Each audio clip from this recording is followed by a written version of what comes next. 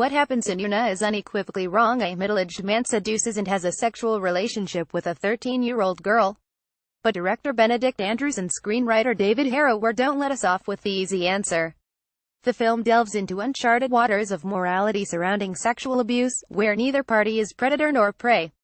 We can't fully hate the perpetrator, nor can we fully trust or empathize with the victim and her motivations. As are all experiences that challenge our perspective, Una is unnerving. Based on the critically acclaimed play Blackbird, which Harrower adapted himself, the film stars Rooney Mara as Una, now a grown woman who has tracked down her abuser, Ray Ben Mendelsohn. Despite the fact that he has changed his name after serving the prison sentence, Una wends its way between past and present as the unflinching confrontation plays out. What begins as a survivor's effort to reappropriate her past turns into a disquieting inquiry into the nature of truth, love, and redemption.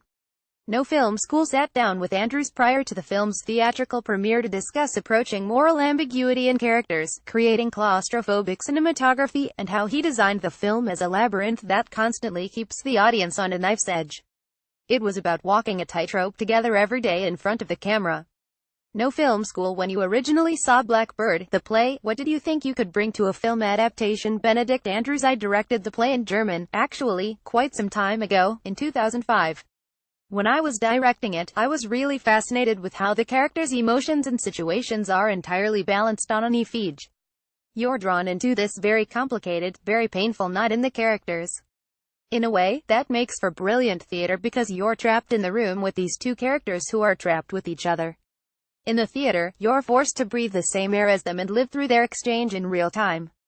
A couple of years after directing the play, as I was beginning to think about a fun film project to do, I was still fascinated with Blackbird and with these two characters, with everything that remained unspoken between them and the force of their encounter. I thought could make for really powerful cinema. I was interested in the difference between the closed room of the theater and how the story might open up into film. I thought the camera might be able to pursue their story in a more intimate way. I was also interested in that the story is one fundamentally about time, an emotional experience of time.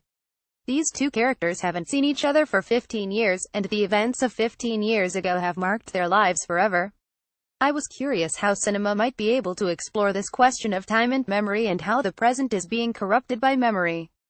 Uncredited Thunderbird releasing NFS. There is a strong presence of memory in the film. There's something really cinematic about the way you've translated memory into imagery. In one scene, curtains blow in Una's childhood room and the camera has a dreamlike movement to it.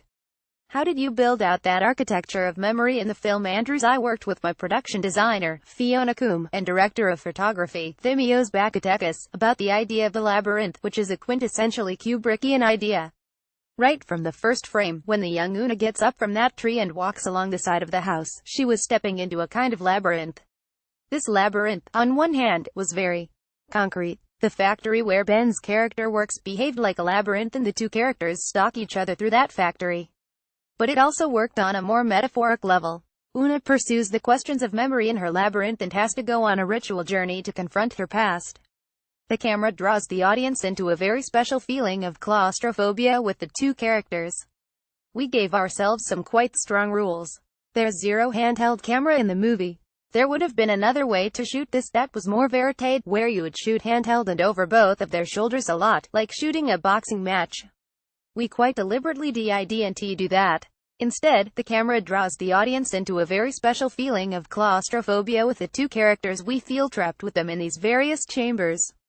The sense of the various spaces that the characters found themselves in are often quite empty, banal, even oppressively empty, functional rooms, which contrasted the raw drama playing out between them. Uncredited Thunderbird releasing NFS. Was it difficult to block some of the scenes in the small spaces in which you shot? Andrews. There are practical challenges in the scenes, which take place in a glass room, so there's a shitload of reflections everywhere. But the bigger challenge was making sure that the whole filming apparatus around the camera would be able to encourage and capture the very special intimacy that the characters, and therefore the actors, have to have.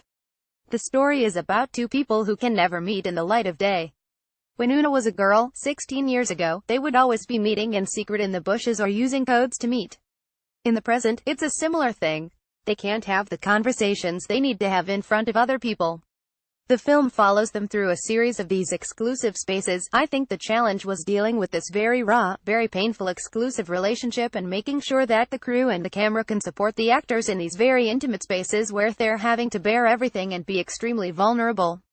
I was blessed to have a wonderful team who really got it. That's what we needed to do.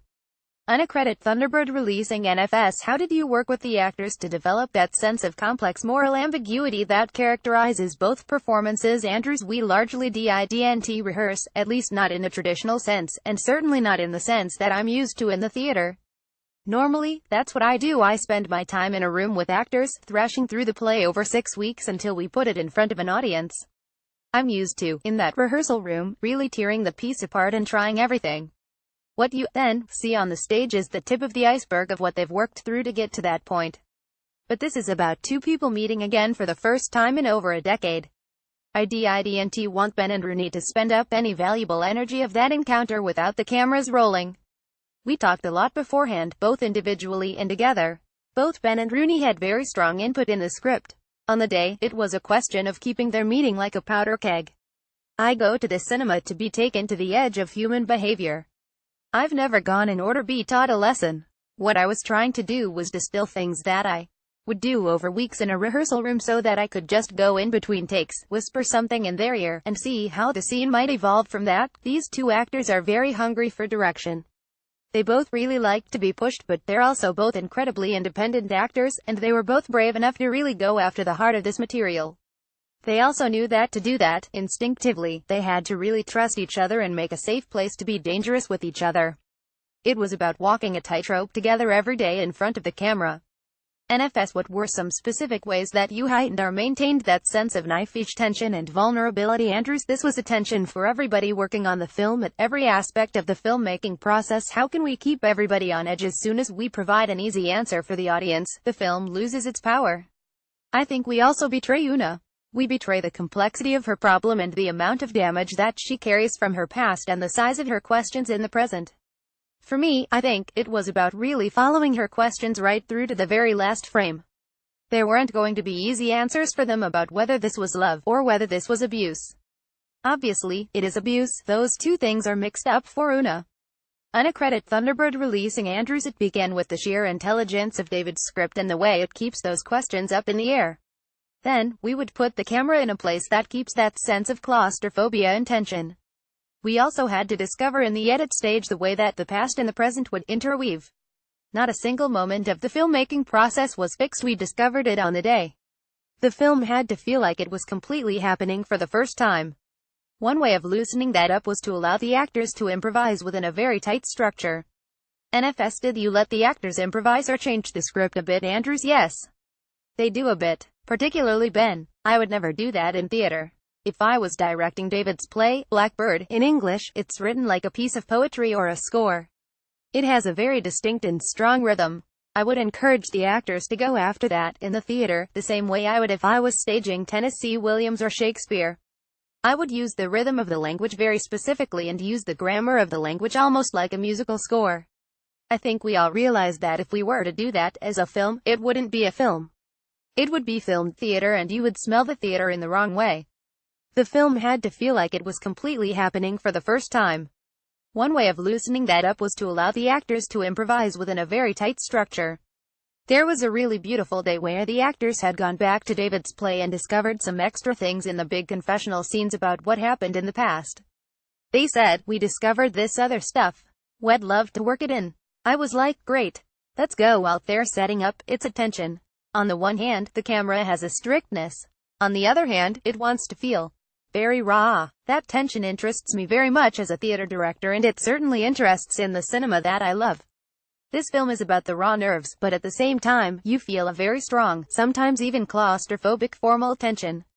Unaccredited Thunderbird releasing NFS: should theater and cinema explore the gray area of human interaction? Andrews: I certainly know that I go to both places, in very different ways, to be taken to the edge of human behavior. I've never gone to the theater or the cinema in order to be taught a lesson. I don't mind picking up a good magazine article and reading a polemic, but when I go to the theater or the cinema, I want to see that disturbed. I want to have my idea of the world upended, but I want to do that by getting close to people. I want to do that by getting close to people in their complexity and their vulnerability and their sorrow and their incandescence. When I go to the cinema, I want to have my idea of the world upended, but I want to do that by getting close to people. The theme of Una is a very big topic in society that, thankfully, we are starting to talk about. To tell you what we already know, we know what happens between them was criminal and wrong, but to go into the gray area between that and into her genuine questions as a survivor, on the one hand, that fascinated me as a character study of a woman looking to confront her past and questions of redemption. On the other hand, I think it opens up the conversation about this topic in a way that something more polemical wouldn't. I think, ultimately, in the theater and cinema, I go to lose myself in a deep space that touches on dreams. Dreams aren't just strange realities built from our realities. They charge us very deeply and they touch our most private, secret places inside ourselves. I think that's the context I look for when I go to really great theater or truly visionary cinema.